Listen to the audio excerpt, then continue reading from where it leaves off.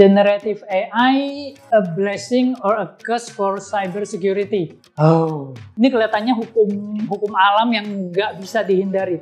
Jadi manusia akan saling bersaing, saling berpacu untuk mengalahkan lainnya, memintarkan AI, tapi pada satu titik AI itu lebih pintar dari manusia. Semua manusia yang bersaing ini akan diinjak-injak oleh AI. PlayNet, it's time to play the game. Are you ready? Halo semuanya, welcome back to PlayNet. It's time to play the game. Are you ready? Yes. Nah, Pak, boleh dong kenalkan diri dulu, namanya siapa dan saat ini sebenarnya ngapain aja? Saya Alphonse Tamujaya, pengamat finansial dan security dari VaksinCom. Nah, Pak, di depan Pak Alphonse ada layar, nanti ada beberapa headline berita, dan aku pengen Pak Alphonse nge-reaction dan juga ngasih komentar singkatnya terkait headline tersebut. Siap ya, Pak ya? Oke, tersangka kasus BTS 8T, Menkominfo Johnny G. Plate resmi ditahan. Harusnya banyak desa di Indonesia yang bisa menikmati internet dan kemajuan ekonomi Indonesia itu bisa sangat terdorong dengan desa yang bisa mengakses internet ini. Jadi katakan 8 triliun itu ada 4.200 BTS, lalu 2 BTS 1 desa, artinya ada 2.100 desa yang seharusnya sudah tercakup internet. Mereka bisa belajar, mengalami perkembangan dan mengalami perkembangan ekonomi, tetapi itu tidak terjadi. Jadi ya sangat menyedihkan dan sangat memprihatinkan. Sangat disayangkan ya, Pak ya.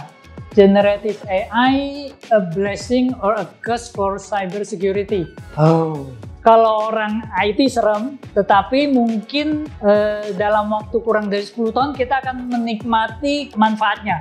Saya cuma berdoa, semoga tidak dalam kurun hidup saya melihat bahwa human race dikalahkan oleh AI. Yang serem itu ramalannya adalah dalam 2 dekade itu mungkin terjadi. Jadi kalau orang security memandangnya seperti itu, agak serem, tetapi itu inevitable. Jadi ini inevitable dan ya kita bersiap-siap saja. Negosiasi gagal, ransomware Lockbit sebar 1,5 terabyte data nasabah dan karyawan BSI di dark web. Ya kamu nggak bisa berbohong kan? Jadi kamu bisa bilang bahwa nggak kenapa-napa, lalu bisa main support dari regulator untuk support kamu, tetapi di IT kalau kamu nggak bisa bohong.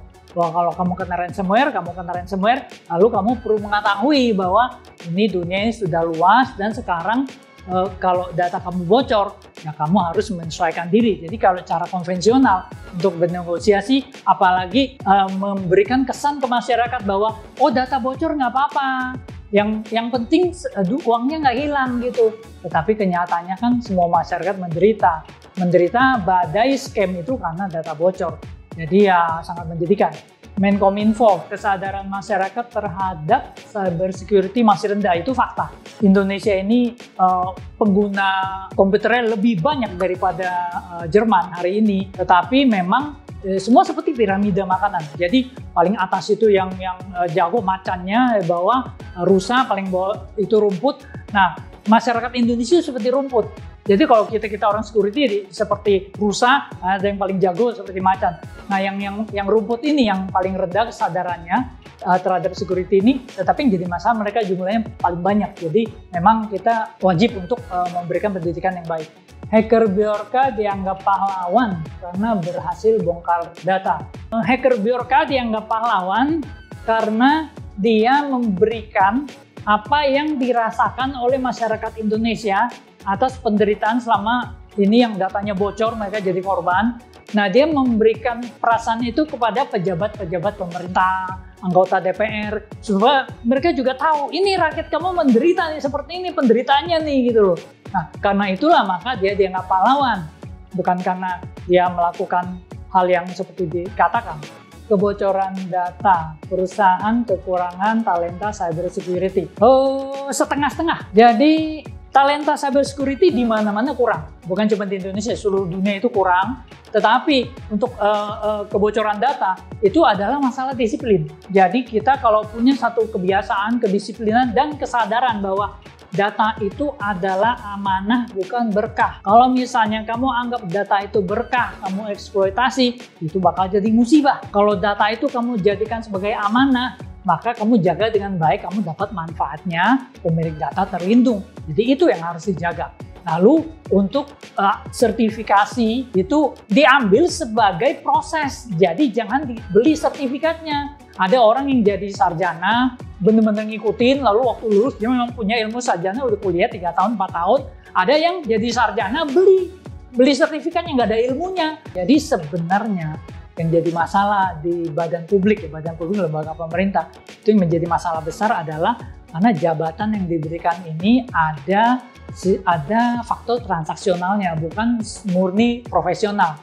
Jadi orang di Indonesia tuh nggak seperti di Jepang, kalau kamu gagal atau apa mundur gitu loh, karena itu profesional, gagal mundur.